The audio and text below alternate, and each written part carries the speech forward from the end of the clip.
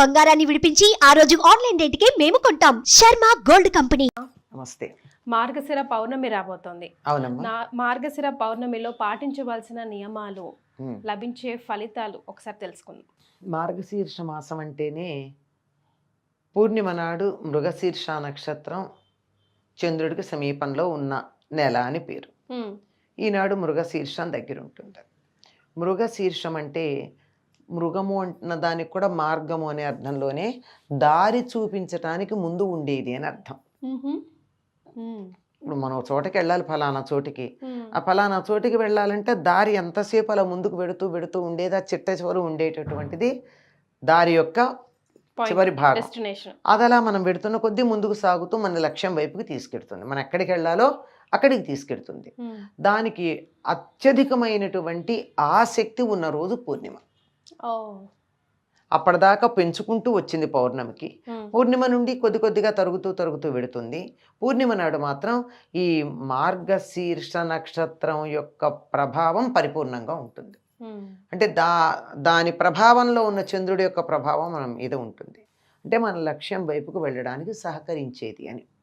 ఈనాడు కార్తీక మాసంతో పాటు ఈ మాసంలో కూడా కృష్ణుడు చక్కగా రాసలీల చేశాడని కొన్ని పురాణాలు చెప్తాయి. ఓకే. అంటే వెన్నెలలు చాలా అందంగా ఉండేటటువంటి రోజు. అటు కార్తీక మాసంలో ఎంత అందంగా ఉంటుందో ఇలా మార్గశిర మాసంలోకి వచ్చేటప్పటికి కూడా వెన్నెల్లో అటువంటి సౌందర్యం మనకి కనపడుతూనే ఉంటుంది. త్వరగా చీకటి పడుతుంది. సూర్యోదయం మామూలుగానే అవుతుంది, మరీ అంత త్వరగాను ఆలస్యంగాను కాకుండా ఇట్లా ఉండేది. దీనికి దత్త జయంతి అనేటటువంటి పేరు కూడా ఉంది. దీన్ని ఏదో కోరల పున్నమ అని కూడా అంటారట కొంతమంది. కోరల పున్నమ అంటే కోరలాదేవి అని ఒక అమ్మవారు ఉందట, యముడి యొక్క సోదరట, ఆవిడ యొక్క అనుగ్రహం పొందడానికి అని ఒక అది కట్టు కథగానే చెప్తారు. అందులో వాస్తవం ఎంత ఉందా.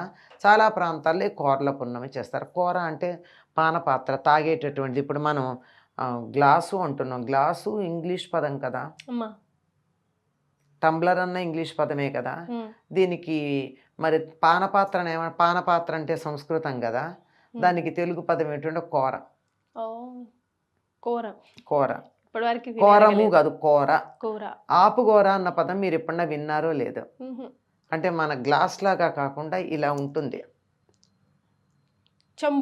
చెంబులాగా ఉండేది కాకుండా కొంచెం డిఫరెంట్ షేప్లో ఉంటుంది. కూజాలా, చిన్న కూజాలాగా ఉంటుంది. ఇలా ఉండి ఇలా. ఓకే. అంటే ఇక్కడ మధ్య కంఠం దగ్గర పట్టుకోవడానికి వీలుగా ఉన్న గ్లాస్ లాగా. దాన్ని ఆపుగోర అనే పదం వాడతారు. ఆపస్ అంటే నీరు కదా, నీరు తాగేటటువంటి పాత్ర, నీటి పాత్ర. ఇది కూర అంటే అర్థం. అంటే కూరలతో ఈ వెన్నెలని అన్నింటినీ ఆస్వాదించేటటువంటి కాలం అని అర్థం.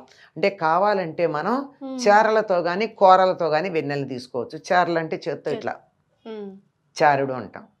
లేదు అంత మామూలుగా అంతే కాదు, కూరలతో కూడా తీసుకోవచ్చు వెన్నెలను ఆస్వాదించి అని చెప్పడానికి దీన్ని కోరల పున్నమి అంటారు. కొంతమంది వ్యాఖ్యానం చేశారు, కానీ ఎక్కువగా దీన్ని అంతగా పాటించే వాళ్ళు ఏమి లేరు.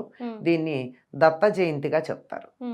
దత్తాత్రేయుడు అవతరించినటువంటి రోజు ఇది. దత్తాత్రేయుడు అంటే త్రిమూర్తుల యొక్క సమైక్య స్వరూపం. త్రిమూర్తులు కూడా ఒక్కచోట చేరితే ఉన్నటువంటి వాడు దత్తాత్రేయుడు. దీనికి సంబంధించిన ఇతివృత్తం అయితే చాలా మందికి తెలిసే ఉంటుంది. అత్రి మహర్షి అనసూయ చాలా చక్కగా ఉన్న కాలంలో ఆ రోజుల్లో ఋషులు కూడా వివాహం చేసుకుని గృహస్థాశ్రమాన్ని నిర్వర్తించేవారు. గృహస్థాశ్రమ నిర్వహణ అంటే మన దృష్టితో స్త్రీ పురుష సంబంధం మాత్రమే కాదు, అది గుర్తుంచుకోవాలి. మన దృష్టిలో అదొక్కటి మాత్రమే ఉంది ఈ రోజుల్లో. కానీ ఒకరికొకరు ఆధ్యాత్మికంగా సహకరించుకునేది. ఒకప్పుడు అనసూయ ప్రతిరోజు అత్రి మహర్షి గోదావరికి వెళ్ళి స్నానం చేసుకుని వస్తూ ఉంటే ఇబ్బంది పడుతున్నాడని తన శక్తితో గోదావరిని అక్కడికి దగ్గరికి తమ ఆశ్రమానికి తీసుకొచ్చింది. ఇప్పటికి కూడా చిత్రకూటంలో మనం దాన్ని చూడొచ్చు. అనసూయ అత్రుల ఆశ్రమం, దాని ముందు ప్రవహిస్తున్నటువంటి చిన్న గోదావరి పాయ ఇక్కడికి తీసుకొచ్చేసింది ఆవిడ. అంతటి శక్తి కలిగినటువంటిది. తర్వాత భర్త తపస్సుకు భంగం కలుగుతుందని తమ ఆశ్రమం పైగా ఏ విమానాలు తిరగకూడదని కట్టడి చేసింది. దేవతలు విమానాలు అలా పైకి పెడుతూ ఉంటాయి కదా, ఆ విమానం యొక్క శబ్దానికి ధ్వనికి తన భర్త తపస్సుకి భంగం కలుగుతుంది. మరి ఈవిడెంత తపస్సంపన్నురాలో, మరి విమానాలు నాపితే. ఒకసారి ఎప్పుడో అమ్మగారులు ముగ్గురు ఒక పేరంటానికి ఎక్కడికో పెడుతున్నారు. లక్ష్మీదేవి, పార్వతీదేవి, సరస్వతీదేవి. వాళ్ళ విమానం అటు వెళ్ళడానికి వీల్లేకపోయింది, ఆగిపోయింది. మేరు పర్వతం వైపు ఎగురుతున్నారట. ఏమిటి ఇక్కడ మా విమానం ఆగిపోయిందని ఏదో పక్కకు తిప్పుకున్నారు, వెళ్ళారు. వెళ్ళి ఏమిటి అని అడిగారు. ఎక్కడన్నా ఇలాంటిది ఉంటే నేనున్నాను అని చెప్పొస్తాడు ఒక అగ్గిపుల్ల గారు. ఆయన వచ్చాడు. ఆయనే నారద మహర్షి వచ్చి, అనసూయాదేవి అండి, ఆవిడ పాతివృత్యం ఎంత గొప్పది, భర్తకి ఇబ్బంది కలుగుతుందని చెప్పి తపస్సుకి ఈ పైన ఎటువంటి విమానాలు తిరగకూడదని కట్టడి చేసింది. ఏదో ఈ మధ్య మన ఐరన్ డోమ్ లాంటిది వచ్చి వింటున్నాం కదా, అట్లా అనమాట. మిసైల్స్ ఏవి రాకుండా పట్టుకున్న ఐరన్ డోమ్ లాగా అలా పెట్టేసింది ఆవిడ. ఈ ఐరన్ డోమ్ కంటికి కనపడుతుందా అండి? కనపడదు. అంతే, ఈవిడ పెట్టింది కూడా అంతే. అయితే వాళ్ళకి వెంటనే అనుమానం వచ్చింది, ఇంత గొప్ప పతివ్రత ఆవిడ పాతివ్రత్యం సంగతి చూడండి అని భర్తల్ని చెప్పారు ముగ్గురు. వాళ్ళు ముగ్గురు వచ్చారు. వచ్చి భవతి భిక్షాందేహి అన్నారు. మరి భిక్ష ఇవ్వాలి కదా, ఏషధర్మ సనాతన అని. ఇంటికి ఎవరైనా అతిథి వస్తే అతిథి మర్యాదలు చేరడం సనాతన ధర్మం. శత్రువు వచ్చినా అతిథి మర్యాద చేయాలి. అందులో అమ్మ అన్నం పెట్టు అని అడిగాక పెట్టకుండా ఎవరు ఉండరు. అందులో ఏ స్త్రీమూర్తి అసలు ఉండలేదు. సరేనని చెప్పి రమ్మంది. నా భర్త వస్తాడు ఆగమంటే మేము ఆగలేము, యాత్రికులు, మాకు తొందర ఉంది, మేము వెళ్ళిపోవాలి. సరే అయితే కూర్చోండి అని వడ్డించింది. వడ్డించిన తర్వాత అవపోసన పట్టట్ల వాళ్ళు. అవపోసన ఇవిడు పోయాలి కదా ఇంటికి వచ్చిన వాళ్ళకి. మేము అవపోసన స్వీకరించమన్నారు. ఏమంటే దానికి మాకు వివస్త్రగా ఉండి నువ్వు చేస్తే తప్ప వస్త్రాలు ఉన్నటువంటి స్త్రీ చేత్తో మేము తీసుకోమన్నారు. ఇప్పుడు ఆవిడ ధర్మ సంకటం. విస్తట్లో వడ్డించాక తినకుండా వెళ్ళిపోతే అది చాలా చాలా అపరాధం. ఆ అపరాధం తన వంశాన్ని నాశనం చేస్తుంది. ఇలాగా పరపురుషులు ముగ్గురున్నారు, వాళ్ళ ముగ్గురు ఎదురుగా వస్త్రం లేకుండా కూర్చోవడం మరీ అపరాధం. ఆలోచించింది. సమస్య ఎప్పుడుందో పరిష్కారం దాని దగ్గర ఉంటుంది. పరిష్కారం లేని సమస్య అంటూ లేదు. ఏం చేసిద్దా అని ఏం చేసింది, మంత్రజలం తీసుకుని వారి మీద చల్లింది. వారు పసిపిల్లలు అయిపోయారు. అప్పుడు ఆవిడ వారికి నగ్నంగా పెట్టవలసినవన్నీ పెట్టింది. అయిన తర్వాత మళ్ళీ నీళ్లు చల్లింది. మామూలుగా భోజనం చేశారు. అయ్యాక మళ్ళీ అవపోసన పోయాలి కదా, ఉత్తరాపోసన. మళ్ళీ వారిని పసిపిల్లలుగా చేస్తుంది. ఈ తర్వాత వాళ్ళని మామూలుగా చేయలేదు. అలాగే పసిపిల్లలుగా చేసి ఉయ్యాల్లో పెట్టి ఊపుతోంది. భర్త వచ్చాడు, చూశాడు. అనుకోకుండా ముగ్గురు పిల్లలు పుట్టారు, ఎంత బాగుందో అని సంతోషించుకున్నాడు. అంటే తెలీదా జరిగింది? తెలిసింది. భర్తలు ఎంతకాలం తిరిగి రాకపోయేటప్పటికీ ఆ ముగ్గురికి కొంచెం అయ్యో ఏమైంది అనుకున్నారు.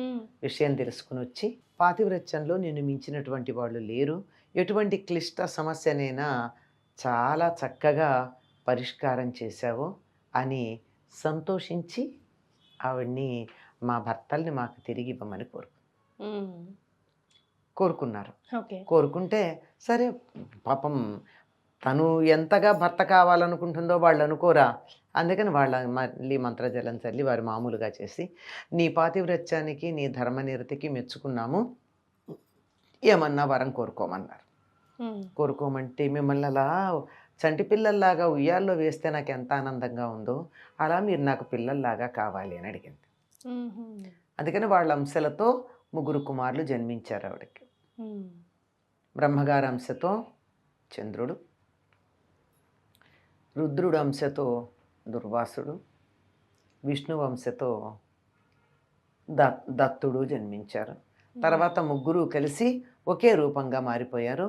ఆయన్ని దత్తాత్రేయుడు అన్నారు. అత్రి మహర్షికి తనని తాను దత్తుడైపోయాడు. త్రిమూర్తులు ముగ్గురు కూడా అత్రి మహర్షికి దత్తమైపోయారు, ఇవ్వబడిపోయారు. దత్తం అంటే ఇవ్వడమే కదా, అలా ఇవ్వబడ్డారు. అందుకని ఇది మార్గశిర పూర్ణిమ నాడు జరిగింది గనక దీన్ని దత్త జయంతిగా భావిస్తాము. ఈయనకి దత్తాత్రేయుడికి 3 తలలు, 6 చేతులు ఉంటాయి. ఎందుకంటే ముగ్గురి యొక్క లక్షణం అందులోనే ఉంది కదా, మరి త్రిమూర్తుల యొక్క ఏకరూపం. దత్తాత్రేయుడిని ఆరాధించినట్టయితే త్రిమూర్తుల్ని ఆరాధించినట్టే. ఈయన మొట్టమొదటి గురుస్థానంలో ఉన్నవాడుగా చెప్పబడుతూ ఉంటారు. ఈ దత్తాత్రేయుడు యొక్క అవతారం పరిసమాప్తి లేదు, ఇప్పటికి కూడా ఉంది. ఈయన తలుచుకున్నట్టయితే స్మరణ మాత్రం చేత భక్తులను అనుగ్రహించటానికి, వారి దగ్గరికి రావడానికి ఎల్లప్పుడూ సంసిద్ధంగా ఉంటాడట. ఆయన దత్తాత్రేయుడు ఆయన అవతరించినటువంటి రోజు గనక ఈనాడు తప్పనిసరిగా అనఘావ్రతం కానీ దత్తవ్రతం కానీ చేసి వారి అనుగ్రహానికి పాత్రులు అవుతూ ఉంటారు అందరూ. రైట్, చాలా సంతోషం అమ్మా, ధన్యవాదాలు.